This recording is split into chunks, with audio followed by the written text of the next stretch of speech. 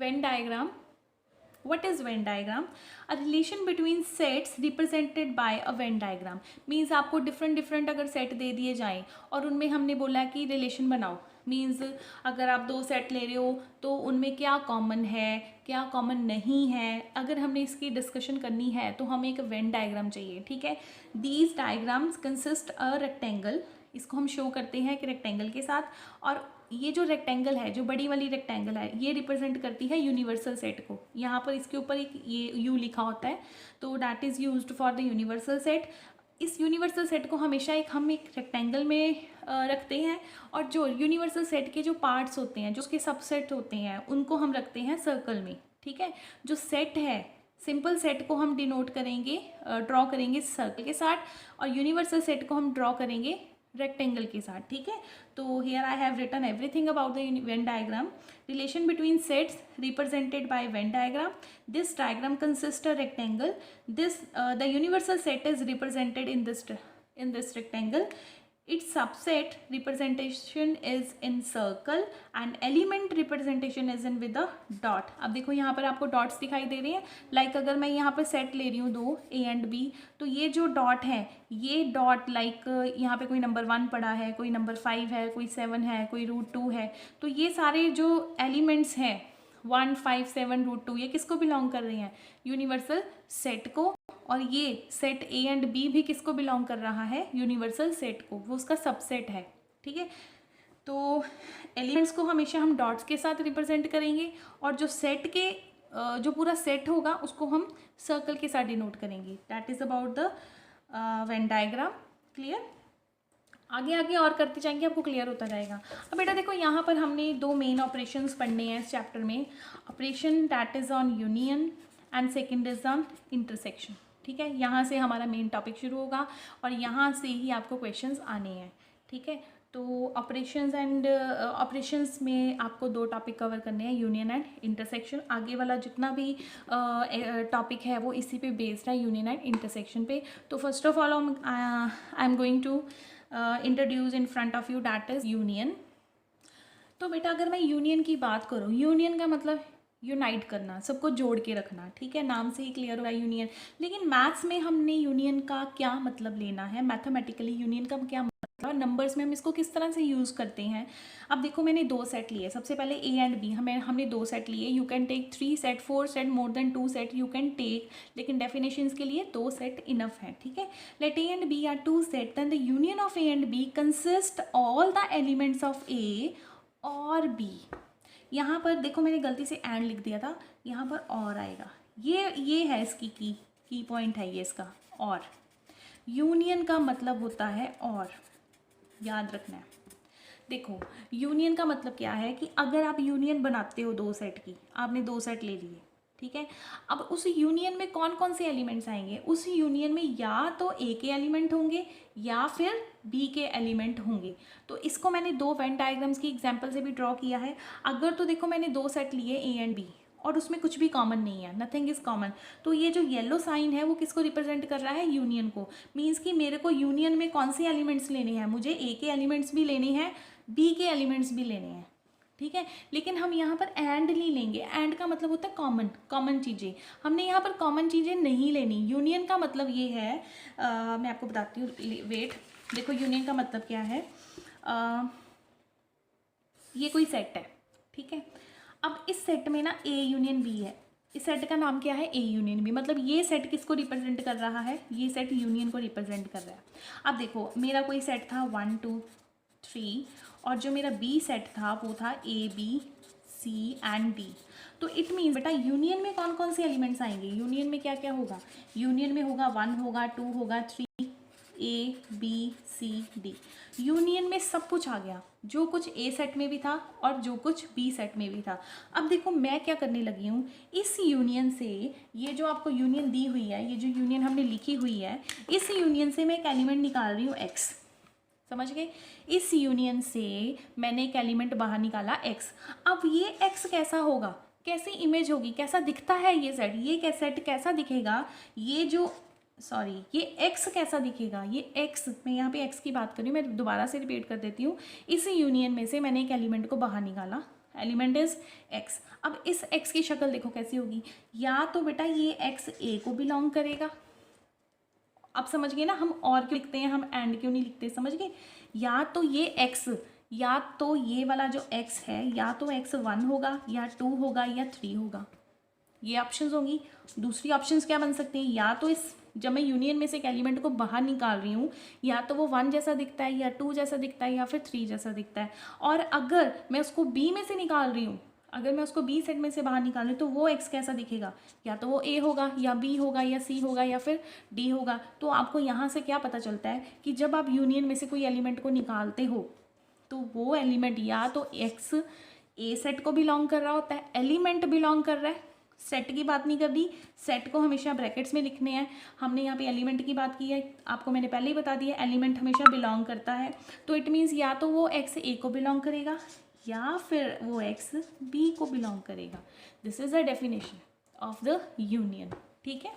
तो यहाँ पर मैंने लिखा भी हुआ है, I think yellow colour is not so visible to you, I am writing it again. A union B equals to x such that x belongs to A, और इसको अंडरलाइन करोगे अब, और को x बिलोंग्स टू b। सारी game ही और and की है, और एंड ठीक है। तो जर्नल जो होता है ना हिंदी में, और का मतलब क्या होता है, या वही मीनिंग बन गया ना। जब आप यूनियन में से कोई एलिमेंट निकालोगे एक्स, तो वो एक्स या तो ए को बिलोंग करेगा या फिर वो बी को बिलोंग करेगा। दोनों को एक साथ बिलोंग नहीं कर सकता, दोनों को बिलोंग एक साथ तब करेगा जब इंटरसेक्शन होगी, जब कॉमन होगा। अभी हमने इंटरसेक्शन के बारे में नहीं पढ़ा, तो आपने, मैं दोबारा से रिपीट करती हूँ, तो मैंने यहाँ पर ये देखो, ये जो कॉमन पार्ट है ना, ये कॉमन पार्ट इंटरसेक्शन को शो करता है, क्योंकि दो सेट में या तो दोनों सेट डिसजॉइंट होंगे, डिसजॉइंट का मतलब कुछ भी कॉमन नहीं होगा, या फिर दोनों सेट में कुछ ना कुछ कॉमन होगा। अब देखो, अगर मैं यहाँ पर जो मैंने एग्जांपल ली थी, इन दोनों सेट में कुछ कॉमन है, नो, यहाँ पे कुछ भी कॉमन नहीं है, ठीक है। तो इसकी इंटरसेक्शन हम निकालेंगे बाद में आगे जाके। तो यहाँ पर कुछ भी कॉमन नहीं है, तो हमने यहाँ पे कॉमन की बात नहीं करनी, हम ये कह रहे हैं कि जब भी हम यूनियन में से कोई एलिमेंट निकाल लेंगे, या तो वो ए को बिलोंग करेगा और बी को बिलोंग करेगा, right. So right on the definition of union. Clear? Let A and B are two set, then the union of A and B consist all the elements of A और B। Paper में आपने ये नहीं लिखनी union की definition, आपने paper में ये डेफिनेशन लिखनी है, ठीक है। A union B is equal to x such that x belongs to A और एक्स बिलोंग्स टू B, ठीक है। तो ये कौन सी फॉर्म है, tell me, this is the set builder form, ठीक है। अब आ जाओ प्रॉपर्टीज़, मतलब यूनियन की क्या क्या प्रॉपर्टीज़ हैं। अब सबसे देखो, पहले मैंने लिखा हुआ कम्यूटेटिव। आपकी ना एनसीईआरटी में ये प्रॉपर्टीज़ की एक्सप्लेनेशन नहीं दी हुई, तो इसलिए मैं नहीं करवा रही। +1 में हमें इतना ज़्यादा ज़रूरत नहीं है, फिर भी अगर आप डिमांड करते हो तो मैं एक प्रॉपर्टी नेक्स्ट वीडियो में सॉल्व कर दूँगी, ठीक है। वैसे हम क्वेश्चंस करेंगे ना, वहाँ पे आपको कोई ना कोई प्रॉपर्टी मिल ही जाएगी सॉल्व करने के लिए। तो अभी राइट नाउ सिर्फ समझ लो, सिर्फ अंडरस्टैंडिंग के लिए। कम्यूटेटिव का मतलब क्या होता है, commutative means 2 + 3 3 + 2 gives the same answer, 2 + 3 3 + 2 is equal to 5। तो सिमिलरली जब आप ए और बी के एलिमेंट्स को कंबाइन करते हो, या फिर बी और ए के एलिमेंट्स को कंबाइन करते हो, ये दोनों सेम रिजल्ट देंगे। समझ गए ना, देखो लग रहा है कुछ कि चेंज होगा, कुछ भी नहीं चेंज होगा। ए को कलर करो फिर बी को कर दो, या बी को पहले कलर करो फिर ए को कर दो, यूनियन तो कुछ चेंज होने वाला है ही नहीं।